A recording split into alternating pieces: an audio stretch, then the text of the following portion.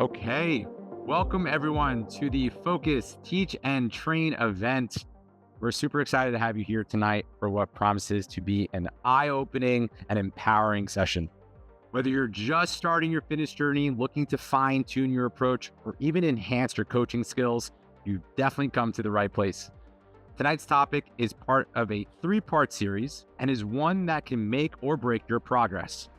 Top 5 nutrition mistakes when trying to get strong and lean. Now, as we dive into this topic, remember that we have a Q&A feature on Zoom. This is for you to use throughout the presentation. Feel free to ask questions, but stick around towards the end. We're going to have a dedicated live Q&A breakout with our presenter tonight. Now, it is my absolute pleasure to introduce our presenter behind tonight's presentation, our performance dietitian, Marie Pesacreta. Now, Marie is not just any dietitian. She's highly sought after. She's board certified expert who brings a wealth of knowledge and experience to the table.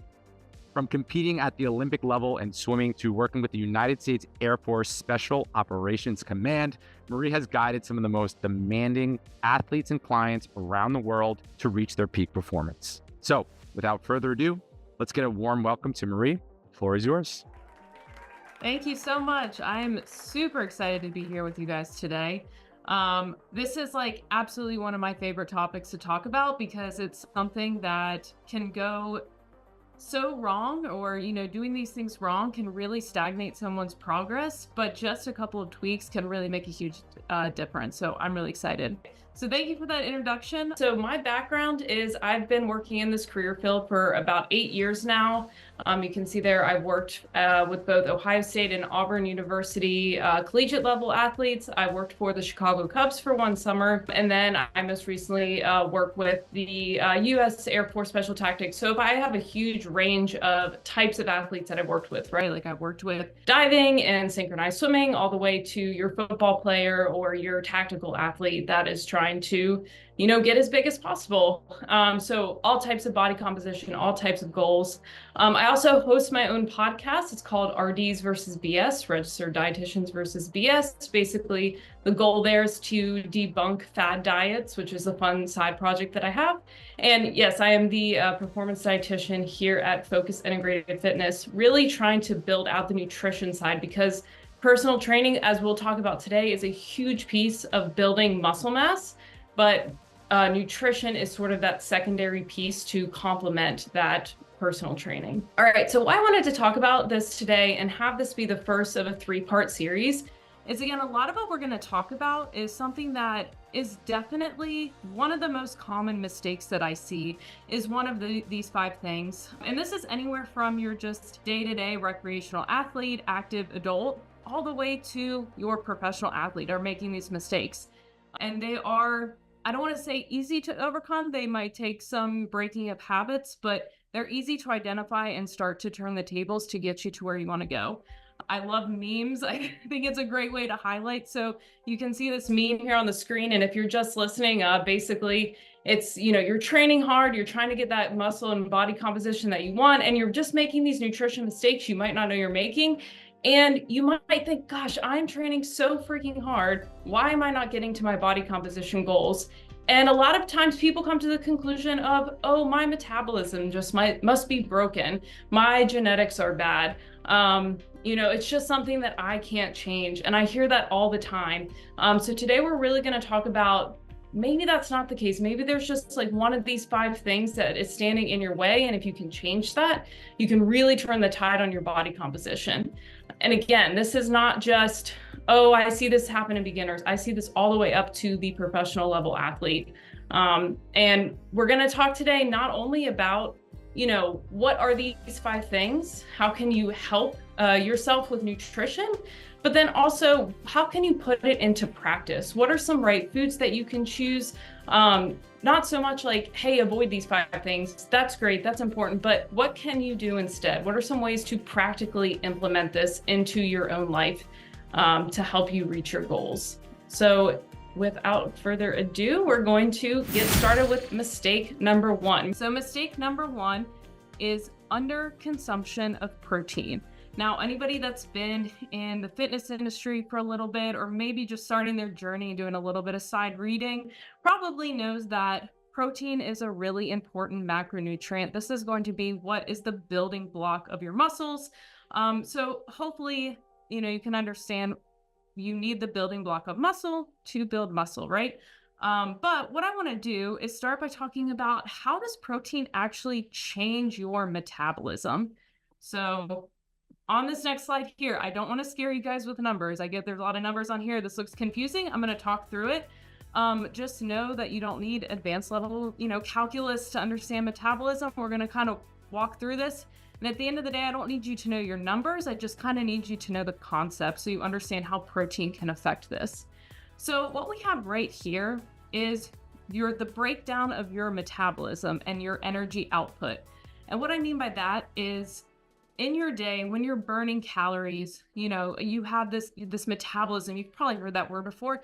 Not a lot of people can define that word. So what does that actually mean to have a metabolism?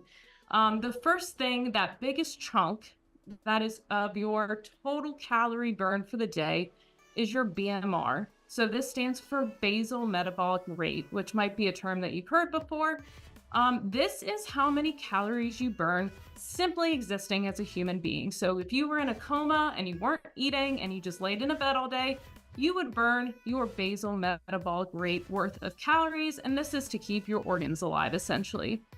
So one first mistake or misconception that I hear people make is they think that exercise is the majority of their calorie burn, when really, as you see here, depending on who you are and your level of activity, your basal metabolic rate is actually 60 to 80% of the calories that you burn in a day, which is pretty significant. It's the majority of the calories that you burn.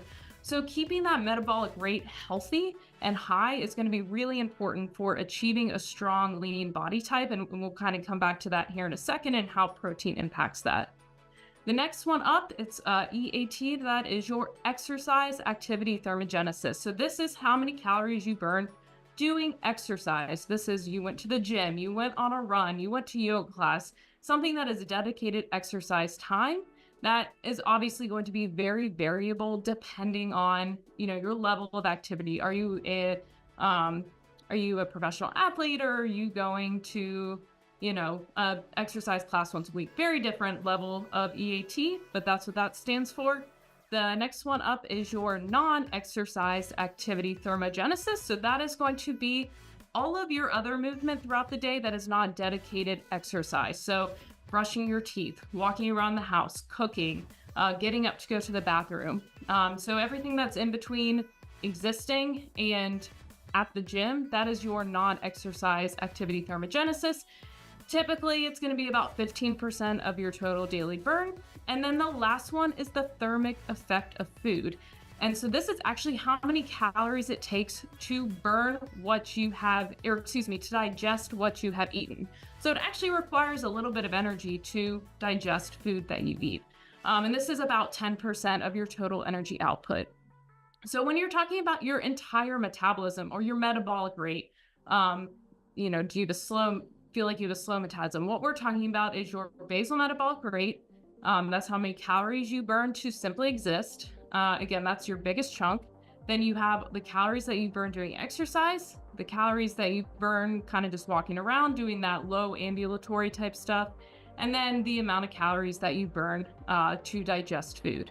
So what I want to kind of talk through now is how protein actually impacts this your metabolic rate. So the first one is the thermic effect of food. So protein, between the three macronutrients, which is carbs, protein, and fats, protein actually requires more calories to burn than carbs or fat do.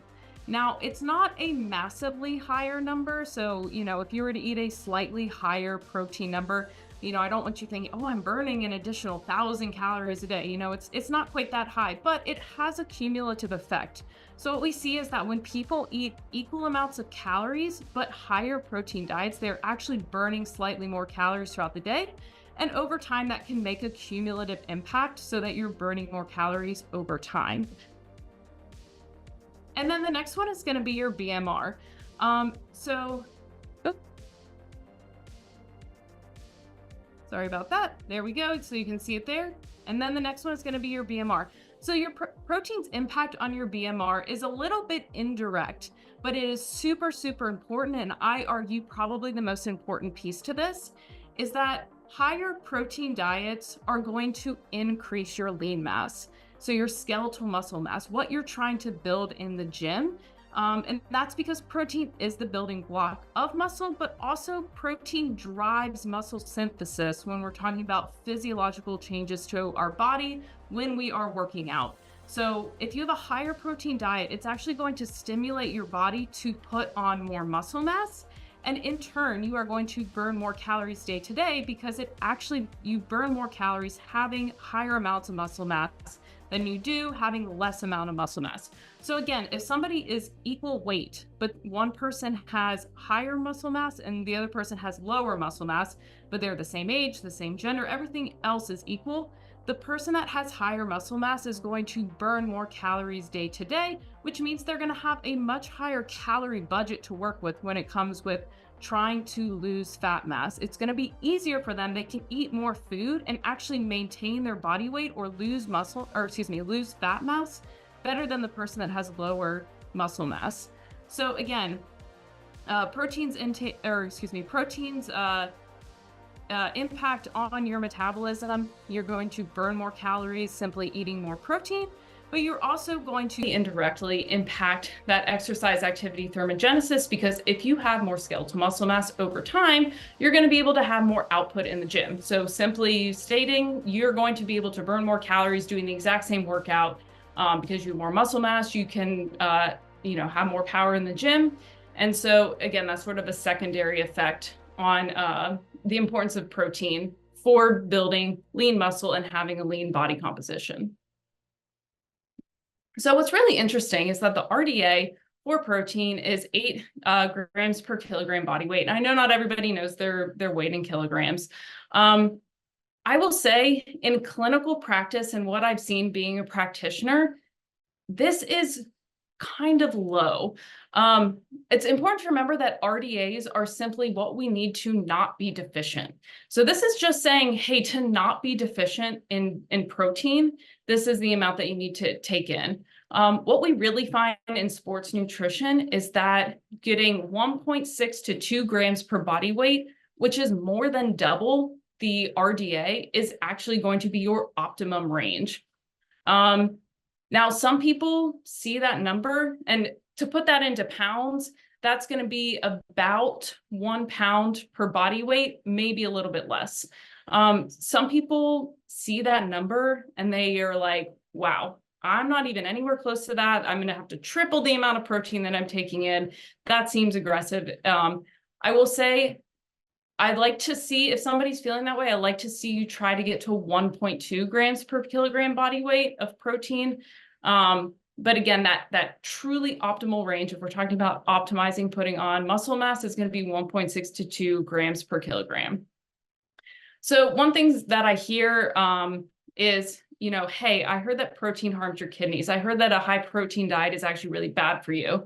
That has been debunked time and time and time again. So that's not something I want you guys to worry about. If anything, a high protein diet has been shown to increase longevity for the reasons that it's going to help you build and maintain muscle mass, which we know is going to keep you active and mobile for longer in your life. The only point in which protein will harm your kidneys is if you already have kidney disease, in which case you should be working with a renal dietitian. But those are really like specific cases, and so not something that you really have to worry about if you don't have any kidney issues. The next thing that I hear is protein will make you bulky.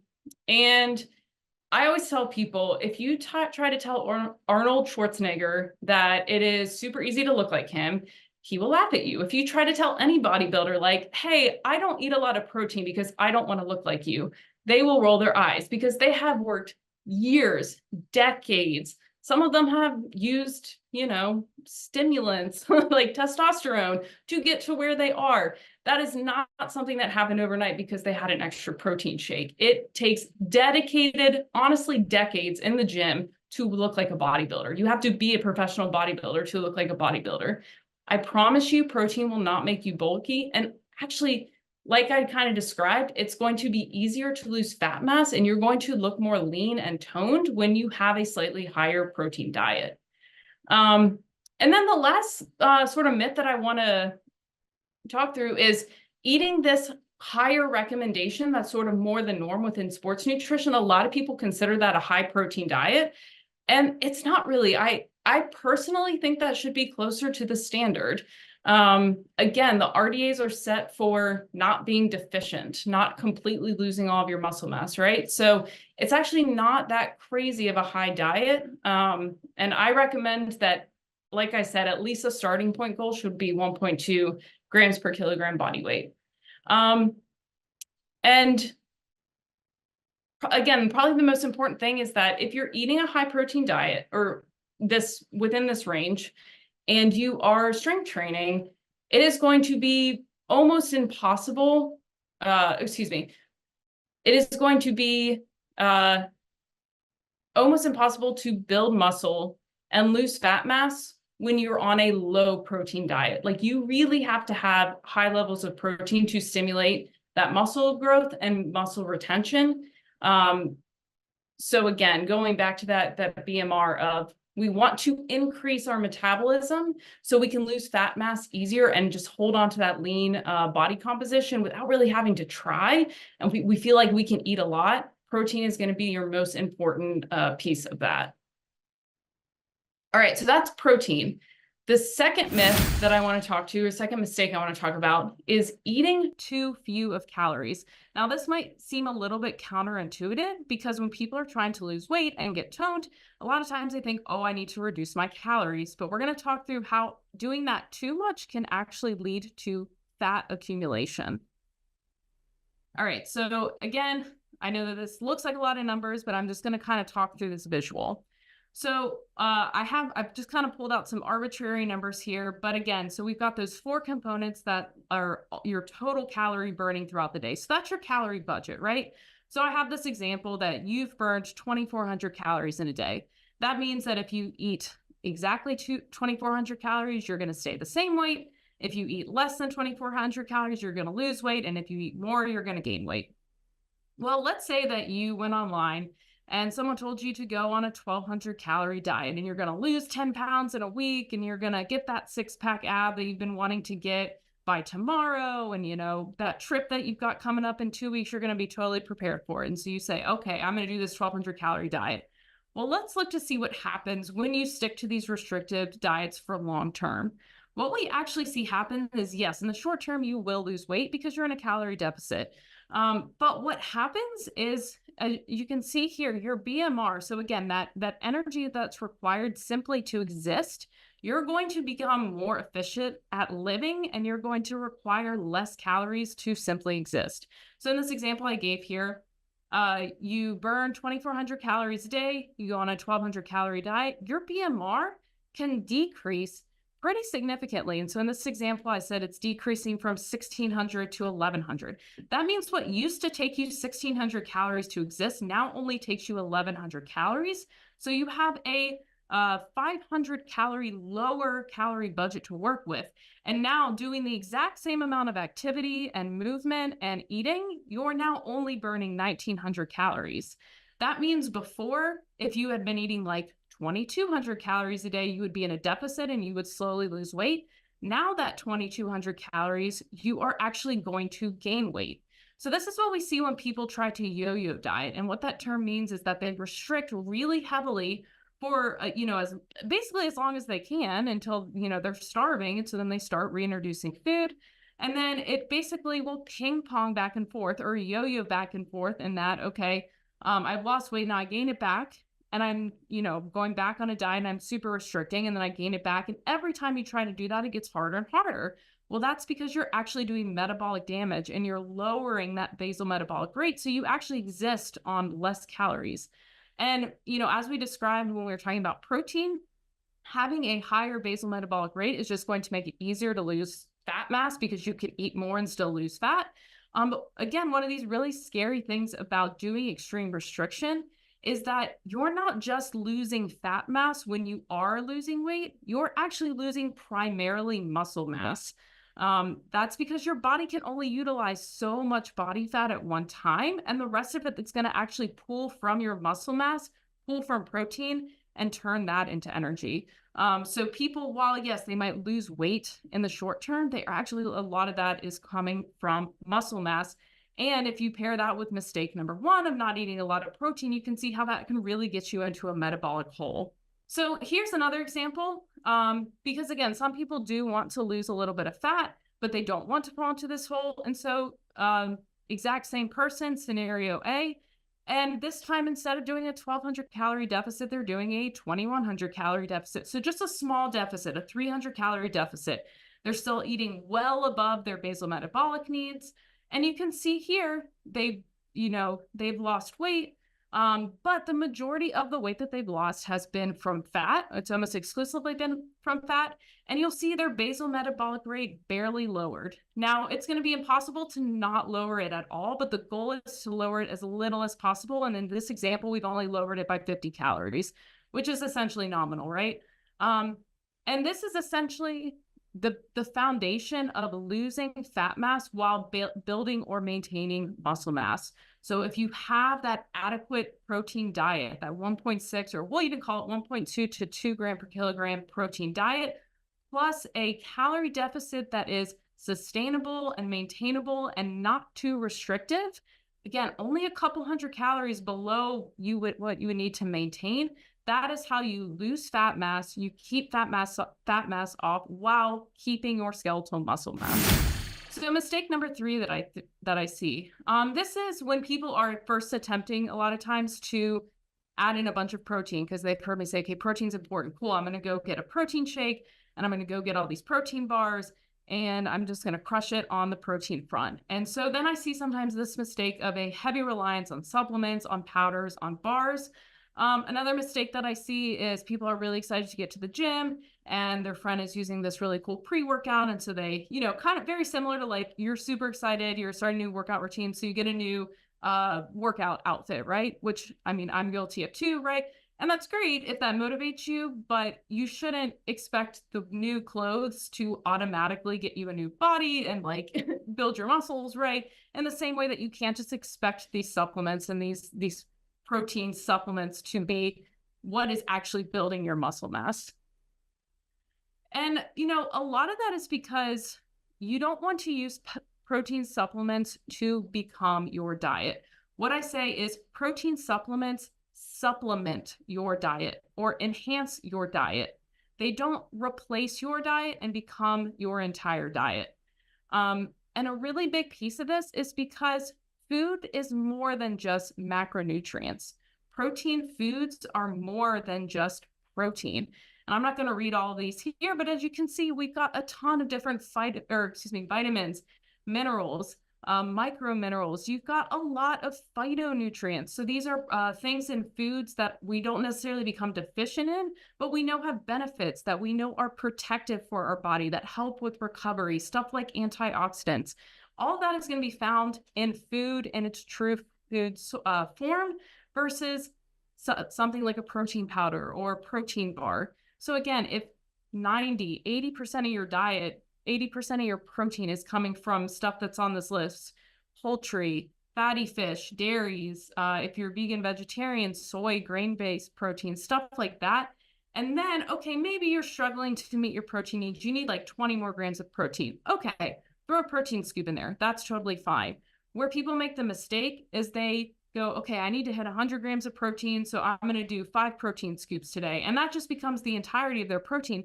And they're missing a lot of the key elements of building muscle mass that's more than just protein. And a way that I like to get people to think about it is when you're eating, if you do eat animal proteins, specifically meat proteins, if you are eating the muscle of an animal, you are eating all of the building blocks of muscles, right? So you are priming your body to be able to actually build muscle versus if all you're eating is the extracted protein, it's better than nothing, but it's really not going to get you to your end goal as well as eating whole foods would. So I always recommend that you evaluate your diet first. You really kind of have a hard look at like, okay, when I go for the protein scoop, is it because I kind of just don't want to prepare a chicken at that time, or I didn't really think this through, or, I got busy and I ran out of time and it's better than nothing? Or is it truly like, hey, I'm super full. I'm really struggling to meet my protein needs. So I'm going to use this to supplement. So I would say, see if you can make a plan with protein first, with protein foods first, and then supplement or add in snacks and other stuff when needed. I do typically recommend, if you are somebody that's highly active and you want to get in more protein in your diet, I do recommend having some sort of whey or plant-based, whatever your protein source of choice is, powder at the house, because it is a really easy, like, oh, I made it to the end of the day, I didn't reach my protein goals. It is an easy thing to have available. Add to oatmeals, add to smoothies, stuff like that. I'm not saying that you shouldn't rely on it. It can definitely be helpful. It just shouldn't be your go-to protein source at every single meal. Another thing that could be helpful, again, if filling in protein needs is what you need, is having some sort of ready-to-drink protein shake, like Core Power, Fairlife. Those are pretty popular right now. Premier Protein's another one that's popular. Again, as long as that's not, I drank 5 Premier proteins throughout the day, and that's all I drank today, or the only protein I got today.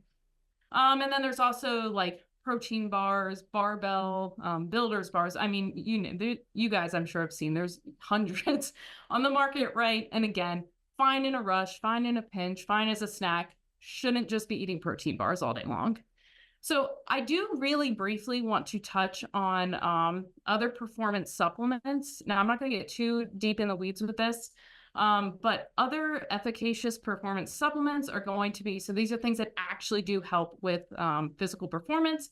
First one is going to be creatine monohydrate. So this is actually shown to help increase muscle building. Beetroot juice, this is something that can help increase blood flow. So if you're doing an endurance sport or an endurance workout, beetroot juice can help with that. Beta alanine is a pH buffer, so it helps you with your lactic threshold. So if you're doing like a HIIT style workout, it can help you be able to go a little bit further in that anaerobic before you really get that like lactic acidy, stomach hurting type feeling. And then caffeine, I think most people know what caffeine is. It's a stimulant, and it actually has been shown to be helpful with all types of working out. So that supplements will probably be something for another webinar, but I did want to touch on, like, yes, these are good, efficacious, they work. There's a lot of research behind these products, but most everything else is total BS. So I usually say, if the packaging looks too good to be true, it probably is. And so here's some buzzwords that I see a lot, like fat burner, or like boost testosterone, or whatever other hormone, balance your hormones, get ripped, get shredded, tone up. There's somebody with a 6-pack on the bottle, whatever it is. Again, you can't just like take a supplement and burn fat. Unfortunately, I wish it was that easy, but you can't. And these are all just marketing gimmicks. And again, you can't just sort of supplement your way into a good body. Supplements can just help with protein intake, which can help with your ultimate goals of increasing your metabolic rate, increasing your protein intake, increasing your skeletal muscle mass, which in the long run will help you burn more calories and get that leaner body. All right, mistake number 4 is we tend to underestimate how much we are eating and overestimate how much we're exercising. So there was a study done in 1991, which I know was a long time ago, but I do think it's just funny. So on average, based on that study, people were underestimating how much they were eating by on average 700 calories. And I can say, as a practitioner, when I have somebody recall their diet versus actually writing it down in a journal, oh man, are they really perfect and barely eating when they tell me what their typical day is? But then when they actually have to write it down, man, that's a totally different story, right? So how this happens, we forget we have these one-off snacks, right? Like, it's somebody's birthday in the office, they brought in donuts, or you're making dinner, you're just kind of snacking on something that's in the house, or whatever it is. These sort of like one-off things, we often don't remember that we ate, and we're not really good at remembering the portions of it. Mindless eating is another big one, like eating popcorn, watching a movie, or just kind of having a bag of chips. Mindlessly eating, you tend to think that you ate less of that than what you actually ate. Underestimating portions. I mean, a portion of pasta is a 1/3 cup. And when I have people describe to me what they think a portion of pasta is, it is not even close to a third of a cup. So, we've sort of normalized these larger and larger portions, larger plates. And so that's just become sort of normal to us. So we've forgotten what a true portion of something is. So here's some common hidden calories, and as the list goes on, it gets a little bit more ridiculous, but these are situations that I see a lot. So the first thing is salad dressing. So a lot of people try to order salads in the name of eating a little bit healthier.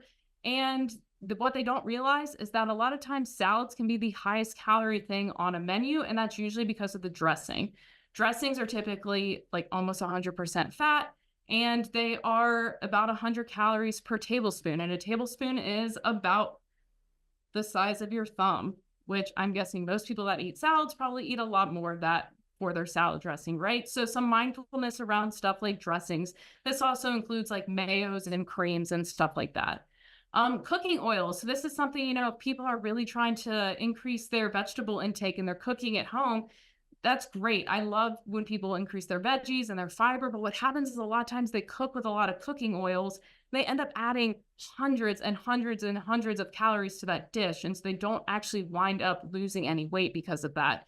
So again, just kind of being mindful of cooking oils and butters when you're cooking. Nuts is another one that I bring up only because people start to turn to that when they're trying to make more healthful choices. And I love nuts. They're great for you.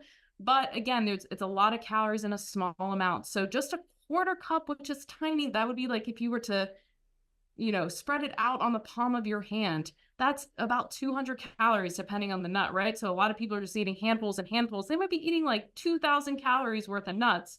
Again, all in an attempt to make better nutrition choices and lose weight. Now I'm going to kind of get into the more extreme examples, but again, I think this will hit home for a couple of people. Oh, I just went to Chipotle. I got a side of chips. Well, you got an additional almost 600 calories, which for a lot of people is their whole meal's worth of calories. Oh, I went to Chipotle and I just got some chips and guac on the side. Well, congratulations, you just added 1,300 calories to that meal, which for a lot of people is almost their total daily intake. Oh, I went to Olive Garden, I got fettuccine Alfredo, but I got chicken on it, so I got protein. Okay, that's 1,800 calories that you just ate in that dish, not including breadsticks, not including the salad that they gave you. Again, these are sort of more ridiculous examples, but just starting to have some mindfulness around menu items, that can be really helpful. A lot of these places have calorie information, listed online. Anything that's going to be really heavily oiled or cheesy or have a lot of sauce on it, that is going to tend to be a lot higher in calorie. Another thing that I see people are just saying, oh, we're just going to share this appetizer. We're going to share an artichoke dip. Well, unfortunately, a lot of appetizers are your highest calorie thing on the menu because they're usually high fat. So that's an additional 400 calories that you've just added to your dinner, which again might be close to your entire meal goals. And then I gave the example of you're just sort of mindlessly eating potato chips and you eat half the bag. That's about 700 calories that you've just eaten. Again, all this is sort of mindless stuff. And you might look back on all these days, go, oh man, I didn't really eat that much. I had Chipotle for dinner. I thought Chipotle was healthy. I got guac on the side, right? Little did you know that you added close to 1,300 calories to your day, which of course is going to limit the amount that you're able to lose weight if weight loss is a goal. And then we tend to overestimate the amount that we exercise when it comes to calories. And a lot of times we depend on stuff like Apple Watches or other wearables these days. So they've been doing a lot of studies on the accuracy of the calorie counting of these, and they're super inaccurate. They are inaccurate by over 20%. So even the most accurate was still more than 20% inaccurate, all the way up to the most inaccurate was inaccurate by 90%, right? So you're anywhere from 20 to 90% off of your actual calorie output when you're using these wearables. And you might come out of a class or out of a workout feeling really tired. And so you're like, cool, I just burned a bunch of calories, right? And then we have this tendency to say, hey, I worked out today. I get to eat more today. I get to eat. I've earned more food, if you will. So we have a tendency to eat back the calories. But as we see here, and I will say this is a super oversimplification. So please do not take any of these as like 100% fact, right? Like this is a super estimation. It's going to depend on a lot of stuff. But as you can see here, Like even the most aggressive type workouts, like in a 1 hour hit style workout, you're only burning about 350 calories. And if you go back to this, I mean, look how quickly you can eat 350 calories, right? I can eat 350 calories in 10 seconds, and it's going to take me an hour to work that off. All that to say here, I'm not saying that you shouldn't work out, throw working out to the wind. Of course, building muscle mass happens in the gym, doing strength training. But keep in mind that it shouldn't be you're working out to earn food. And we're going to get to that here in a couple of slides. And so, just kind of to summarize that, a lot of times when people are in these really frustrated states where they're working out really hard, they feel like they're making really good food choices, they don't feel like they're eating a lot of times they really truly think that they're in a surplus, or excuse me, that they're in a deficit. But really, when we take a look at what they're eating and how much they're actually expending, they're actually in a surplus. So when we get to the practical section, we'll kind of talk through how to strategize for that a little bit. And then the very last mistake is lack of patience and lack of consistency. So unfortunately, building muscle mass takes time, and losing fat mass sustainably takes time. So if you remember that example I gave before, if you're on a super restrictive diet, you can lose weight quicker than the sustainable way, but it's mostly coming from muscle mass. It is not a long-term weight loss option, and it's going to make weight loss harder in the future. And I think most people, when they want to lose weight, they don't want to lose muscle, they want to lose fat mass, right? And that just takes time. And what I see is that when people lack consistency throughout a week, over a period of a month or two, they get really frustrated because they feel like they're doing all the right things, they've made changes, and sort of that lack of patience and lack of consistency day to day lead to them throwing in the towel after a couple months because they just haven't seen any results. So I'm going to go through two scenarios that I see. One is somebody with a weight loss goal, and one is somebody with a weight gain goal. And then we're going to end on some real life practical applications to what we talked about today. So in this example right here, we've got somebody who wants to lose weight, and they have a daily calorie goal of 2,000 calories a day to put them in a little bit of a deficit. And they're really good. Monday, Tuesday, like stuck, bam, underneath it a little bit. Wednesday, okay, went out, had a drink with a friend, no big deal. Thursday, back at it. Friday, okay, gonna another drink with a friend. Saturday, went out, had some brunch, whatever. Had some drinks in the evening. Sunday, had some friends over for football season, whatever it is. You look back on that week and you think about what you did and the choices you made Monday through Friday, and you think, I stuck to everything, and I just had one day that I, went out and ate whatever I wanted, and why should that one day matter? Well, if you look at the calories, for a weekly deficit, it would be about 1,330 for this person, this example, and their actual intake was 1,550. Now, that's not hugely over their goals, but it might just be enough over their goals that it leads them to not lose weight. They're probably maintaining, right, in this example, which can be really frustrating, which is where I see a lot of people stuck. They're just stuck at this plateau weight and they don't understand. And, having sort of a realistic look at the consistency day to day, they can see, okay, even though it's only 1 or 2 days, that actually made my total week sort of balance out and not be in a deficit anymore. Oh. There we go. Okay, and then scenario number 2. So this is somebody who is trying, sorry, that's supposed to say weight gain. This is somebody that's trying to gain weight. So I see this with a lot of male athletes. So let's say they have a 2,800 calorie per day goal, hit it on Monday, cool. A lot of times when people are trying to gain weight and they struggle, it's because they forget to eat, or they get too busy to eat, or they don't make time in their schedule to make a habit of eating. So that would be what happened Tuesday, Wednesday, and Thursday. Friday, they hit it. They went a little bit over. Saturday, they're just, out with their friends all day, and so they don't really think about eating, and they're way under. And then Sunday, they're kind of trying to get back on track. And then same thing, but just opposite direction, where they are about 2,000 calories short for the week of hitting that weight gain goal. And again, week over week, that means they're probably just going to maintain where they're at, and they're not going to be able to put on that muscle mass. So in both of those scenarios, it can be really frustrating But again, taking kind of an honest look at what does my consistency look like day to day? And is there just a couple of days or just one day really that I need to tweak to get back on track? All right, so we're going to talk about now putting it into practice. So there are some resources that you guys are going to get emailed to you to help you make some of these changes. Because again, I don't expect you to memorize any of these. I don't expect you guys to memorize these numbers. So one of the resources is going to be helping you to determine your protein needs. I would say if you have no concept of protein, you might want to see if you can kind of try to map out your day. And again, that's the resource in the sheet that you're going to get is going to help you do that. Not necessarily to meal plan, but just kind of like map out, hey, where can I get protein from? What might that look like for me?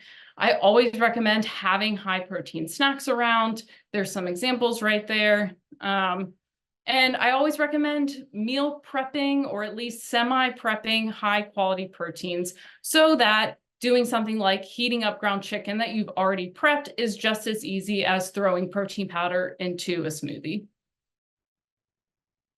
All right, overcoming under-consuming calories. If that's something that you've fallen into before, that resource to help you determine your protein is also going to help you determine your calorie needs. So you can, again, map out what an adequate amount of calories look like for you, even if you are trying to lose weight. Again, making sure that you're not decreasing that too much so that you're being too restrictive, decreasing your metabolic rate. You never, ever, ever want to consistently eat whatever that basal metabolic rate number is, which again, that sheet will help you determine. You never want to consistently day-to-day eat below that amount of calories. And then another resource that we're going to send out is using visual wisdom to kind of visually help you build a plate and make these determinations without having to like count calories every day. Overcoming relying on supplements. So sort of similar to the protein one, having convenience grab and go protein options around is going to help not rely on protein type supplements. And then I will always say, just don't fall for marketing. If you see something that says, take this pill and all of your fat will be blasted off, like all you're doing is wasting money. So unfortunately, again, my job would be a lot easier, probably wouldn't exist if there was a supplement that could do that, but unfortunately, it is just marketing. Overcoming inaccurate calorie counting. So another thing that we're going to send out is a guide for best choices at restaurants. But a really big thing that I talk to people about is determining your calories based on your overall activity level, not just one specific workout. So not saying, okay, today I went to the gym, so I get 300 extra calories today, and tomorrow I'm going on a run, so I'm going to get 400 extra calories tomorrow. No. Again, on that sheet to help you identify your calorie needs, it's going to say, generally speaking, what activity level are you at? And then see if you can average around there. So you're not having to like go up and down by a couple hundred calories. And that makes working out not be something that you're doing to burn calories, but it's something that you're doing for health, mobility, longevity, sustainability. Again, building that muscle so that you are increasing your metabolic health and not just, oh, I have to go to the gym because I ate a cookie today, right? No. Figure out your overall activity level, increase it if you want to, increasing your steps, increasing the amount of times you're going to the gym, stuff like that. And then just average out those calories and don't make it like a transactional deal between food and working out. And then lastly, one more thing with inaccurate calorie counting. I would say probably the most important thing is evaluate your food environment. Are you set up for success? When you go home, is there stuff in your pantry and in your fridge that's just as easy to grab when you've had a really long day and you're stressed out and work was terrible and you just want to sit in front of the TV? Do you have something like Greek yogurt or dry roasted edamame or something that is that easy? Or do you come home and nothing's prepared and you will have to make an hour-long dinner, or there's goldfish, right? And in that moment, what's going to be easier to grab? The goldfish. So I always say, evaluate your food environment and set yourself up for success so that when those times come where you're just going to want something convenient, that there's something there that's pre-prepped that's just as easy to grab as the junk food. And then for the lack of consistency, I would say focus on non-scale victories. A lot of times you're going to start to see changes in the mirror with your clothes fitting better, having more energy, sleeping better, better workouts, stronger in the gym. I mean, that's a huge indication that you've put on muscle mass, right? That you can lift more weights, you can do more in the gym, you can run for longer. So a lot of times these are going to happen weeks earlier than what you might really start to see changes on the scale. And so I would also say some people might benefit when they're really stuck in this rut. They might benefit from tracking their intake for a week or two, just to really truly evaluate, okay, how much am I actually taking in? Maybe there, again, are some of these mindless eating type food situations that I wasn't really aware of. And now that I'm more aware of it and more mindful of it, I can, see if I can have better grab and go things, higher protein, stuff like that in the future. All right, so that's what I have for you guys today. So thank you so much for your time. We do have a quick Q&A after this. But I did really quickly want to plug as well that we, here at Focus, we have one-on-one nutrition counseling. And a really cool thing that we're starting soon is we're going to be doing group nutrition, which I think is great when you have a community that you're going to be doing nutrition changes and talking about nutrition concepts with. And then again, there's going to be 2 more upcoming webinars as well. There is my email if you have questions or you want to contact me about counseling or whatever it is. And then I know I see some questions in the Q&A, and so I know we've got some questions. So I will hand it over to you, Casey. Marie, that was incredible. And thank you for everyone for participating and asking questions. Marie, we had over 20 questions come in. So I'm going to have to randomly pick. I hope people don't get too angry with me. So I'm going to randomly pick 2 or 3 for you so we can get started with this first one. I am a female and I've heard that creatine makes you bloated and gain weight. Is that true? Yeah, okay, so I have heard this a lot. Okay, so yes and no. Yes, in that it will make you gain a couple of pounds of water weight when you first start taking it. And that's just because creatine is stored in your body in water. But similar to, caffeine having a diuretic effect, after you take it for about a week or you regularly drink it for about a week, that effect goes away. And it's the same thing for creatine, that sort of water retention-y feeling will go away after about a week. And yeah, it might make you gain a couple of pounds of lean mass in the long term if you're able to lift more because you're taking it. But ultimately, that's a good thing, right? Because that's going to help increase your metabolic rate like we just talked about. Every once in a while, people experience bloating, like true stomach bloating when they take creatine. And I would say if you want to try it, but you have that effect, take half the scoop. And I would say 99.9% of people, that gets rid of that symptom right there. But no, in terms of like, are you going to get fat and get really bloated by taking creatine? Absolutely not. It's actually completely the opposite. And there are thousands of studies to show that. Amazing. And thank you for taking that one. Let's see. This is a good one. Should someone's protein intake change if they're doing primarily cardio training? In extreme cardio training, if someone is training for a marathon or an Ironman, like they are truly doing hours worth of cardio a day, you can come down to sort of that lower, like 1.2 gram per kilogram protein intake. But I would not decrease below that, because essentially at that point, you're just bargaining calories and you just want more calories to go towards energy, which is going to be your fat and your carb calories. But if you start to dip below 1.2 grams per kilogram, when you're doing high endurance training, that is actually going to lead your body to break down muscle while you're doing your training. So you still want to have that baseline amount of protein. But again, that's like in your more extreme, like very, very high endurance training. If you are simply adding some cardio to your workout routine, you don't need to change it at all. There's really no reason to decrease protein in that scenario. Awesome. Let's see. We might have some time for a few more, so let's see how these go.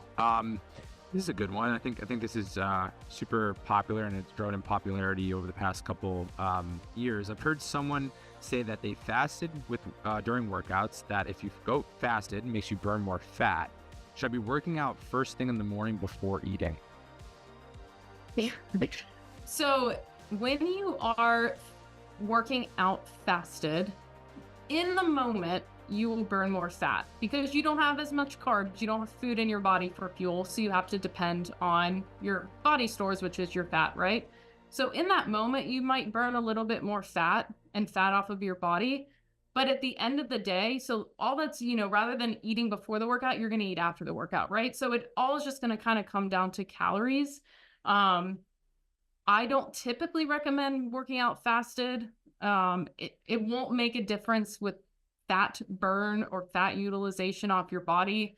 So ultimately that kind of comes down to preference, but uh, the daily and the weekly calorie deficit is ultimately what matters. Awesome. And I'm going to choose the last two ones, and they're going to have to, they're going to be related to more so protein sources. So, Okay. what brand of supplements do you recommend? And maybe we can stick to the brand of maybe protein or creatine, some of the supplements that you mentioned before. So brand, okay, whoa, on the spot. So what I care about more than brand is third-party testing. What that means is that there's two, they're called NSF Certified for Sport or Informed Choice. And basically they just mean that what the supplement label says is in it is what's actually in it. Because the supplement industry is like completely unregulated. Like I can put garage dust in a capsule and sell it to you as whey protein and it's totally legal, right? So we look for ones that are third party tested. And again, NSF certified for sport and informed choice are the two, they're stamps that go on it. Um, so anything that has that, typically, if the company is paying for that testing, it means that they have a high quality product. Ones that come to mind, probably the most easily accessible one is the GNC Optimum Nutrition Whey Protein, and they have a micronized creatine. Those are both third-party tested. There's a brand called Clean Athlete with a K. All of theirs are third-party tested. There's a brand called Momentous. All of theirs are third-party tested. Thorn is third-party tested. I mean, there's a ton. Garden of Life or Vega Sport or Orgain, all three of those are plant-based proteins that are third-party tested. So I know I just rattled off a bunch. There is like a multitude of options for all of these things, but that the third-party testing is going to be the most important thing. And again, that stamp, NSF or informed choice, is what you're looking for. And now to kind of step away from the supplement part of it, to go back to what you said in the presentation, it's really important that we have a balanced diet before we even look at what supplements we can take. So to go and to close this up, the last question I'm going to ask is there a difference between organic and non-organic meats when looking to get in your protein intake? So organic really only speaks to the farming practices. And when you're talking about livestock, it really only speaks to what feed they're eating, not the quality of meat necessarily. I would say the only thing that really makes an impact is I guess if you have a moral feeling about certain farming practices, right? And that's a personal choice. For a beef perspective and pork perspective, if something is 100% grass fed, that means that they were not finished in a finishing lot, that they never were in that confined space when they were finished. That's really the only one that's going to have a little bit of a different meaning is 100% grass fed. But even that, I always say hey, that's a great luxury to have if you have the ability to buy that. But if you're just looking to make better nutrition choices, let's focus on conventional farming food, the cheapest option, if you're looking for a budget-friendly way to do it. Because ultimately, from a nutrition, a protein, a nutrient standpoint, they're really, really not that different. And even in the one the grass-fed versus the not, the difference is kind of nominal. It's not huge. So I don't want somebody to feel just because they're eating non 100% grass-fed beef that they're not getting the nutrients and protein that they would be. Awesome. This is amazing. I wish we can go even deeper with these questions, but unfortunately we're running short on time. So Marie, thank you so much for your time tonight and presenting on a topic that I think a lot of people that were in this room tonight are going to take some actionable steps to really better work towards their progress as it relates to nutrition. As a reminder, Marie offers group counseling, one-on-one counseling as it pertains to this topic and much more when it comes to nutrition. We're going to be hosting more webinars with Marie. As we mentioned before, this is just part 1 of a part 3 series. So please keep in mind and stay tuned to some emails that are going to be coming out. And again, Marie's going to be sending out some supplemental and actionable resources that's going to complement this presentation, which is what she went through before. But please respond back to that email chain if there's topics that you want to learn even more about for future events. But other than that, Marie, thank you so much. Thank you to everyone that joined tonight. Have an awesome night. Thank you. Thank you, guys. Take care.